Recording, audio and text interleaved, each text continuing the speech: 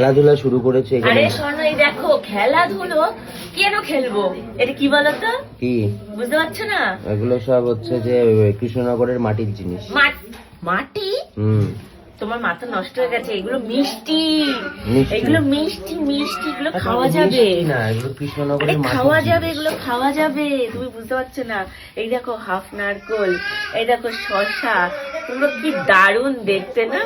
এই যে হাফ নারকেল, শসা, এই যে রয়েছে একটা, এটা হচ্ছে পেঁপে, কাঁচা পেঁপে, তার সাথে রয়েছে এই যে লেবু, দুটো লেবু, তার সাথে রয়েছে এই দেখো স্বর্ণ, দুটো কলা, দুটো সব থেকে ভালো লেগেছে যেটা, দুটো আতা, পুরো অ্যাজ ইট ইজ দেখতে বানিয়েছে, অ্যাজ ইট ইজ, দুটো আতা, আর লাস্ট রয়েছে দুটো আপেল, আর দুটো রয়েছে কি বলতো, মূলো।